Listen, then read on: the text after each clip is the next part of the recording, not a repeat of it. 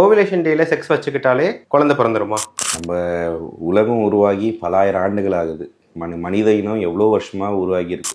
அவ்வளோ வருஷமாக நம்ம ஓவிலேஷன் டே பார்த்து தான் குழந்தை பிறக்குதுன்னு அர்த்தம் இல்லை இல்லையா? ஸோ இந்த இயற்கையின் படைப்பில் நிறைய இருக்குது. இப்போ யூஸ்வலாக வந்து பார்த்திங்கன்னா ஒரு இன்டர்கோர்ஸ் வச்சுருக்காங்கன்னா அந்த ஸ்பெர்ம் வந்து 3 to 5 days வந்து ஃபீமேலோட ரீப்ரொடக்டிவ் சிஸ்டமில் ஆக்டிவாக இருக்கும். ஸோ இப்போ அந்த கண்டிப்பாக அந்த ஓவிலேஷன் டே அன்றைக்கி வச்சுக்கிட்டாலும் குழந்தை பிறத்துக்கு சான்ஸ் இருக்குது. அதுக்கு ஒரு 3 நாள் முன்னாடி நம்மளுக்கு அவங்க ஒன்றா இருக்கும் போதும் அந்த 3 days ஸ்பெர்ம் அங்கேயே தங்கி இருக்கிறதுனாலையும் நம்மளுக்கு வந்து குழந்தை பிறக்கிறதுக்கான சான்சஸ் நிறைய இருக்குது. ஸோ யூஸ்வலாக வந்து நம்ம ஓவிலேஷன் டே சில பேருக்கு தெரியும், அந்த 15 to 16th நார்மலாக அந்த டைமில் இருக்கும். ஆனால் மோஸ்ட் சேஃபாக இருக்கணும்னு பார்த்தீங்கன்னா ஒரு 12 to 20 daysக்குள்ளே ஒரு ஆல்டர்னேட்டிவ் டேஸ் நீங்கள் யூஸ்வலாக ஒன்றா இருந்தாலே உங்களுக்கு குழந்தை பிறக்கிறதுக்கான சான்சஸ் நிறைய இருக்குது. ஸோ ஏன்னா ஸ்பெர்மோட லைஃப் வந்து 3 days வந்து ரீப்ரொடக்டிவ் ட்ராக்கில் வந்து ஆக்டிவாக இருக்கிறதுனால நிறைய சான்சஸ் வந்து நம்ம ஓவிலேஷன் டே அன்றைக்கி தான் ஒன்றா இருக்கணும்னு அவசியம் கிடையாது.